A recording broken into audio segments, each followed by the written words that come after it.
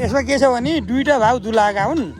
एउटा दुलैको भाउ हो के, दुलाले आफ्ना यिनी थाललाई घुमाउने र दुलैलाई दिने। हामीले थाहा पाउँछौँ आफ्नो भाउ दियो कि दुलैकै भाउ दियो भन्ने थाहा पाउँछौँ। कुरो बुझ्नु तपाईँले।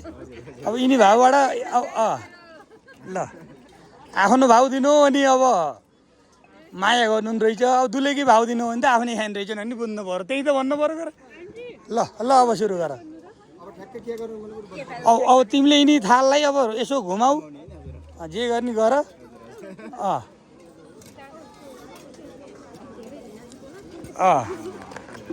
अब यसलाई यसो यता यहाँ ल्याइदिउँ ल, ठिकै छ ल। ल यसो गरौँ ल, यसो गरौँ, यसलाई पनि यता ल्याऊ ल। अब कौन दिन्छौ ल, देऊ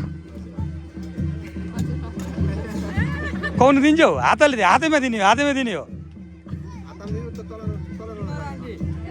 ल। देऊ ल, ताली बजाऊँ। यिनले आफ्नै भाउ दिए दुलैलाई ल, साह्रै माया गर्ने रहेछन् ल। अब त्यही भन्नु पर्यो ल। अब जिन्दगी दियो हामीले कसरी थाहा पाउने हो नि। भिनाजुवा दुईवटा भाउमा हामीले दुईवटा खुर्सानी राखे हाम। उहाँ राखे होइनौँ हामी पनि पाठाम क्या गेम खेलाउनु ल। ल अब तिमीलाई अब छुट छ, यो आफ्नो श्रीमती भाउ खाने पनि पाऊ, आफ्नै भाउ खाने पनि पाऊ ल है ल।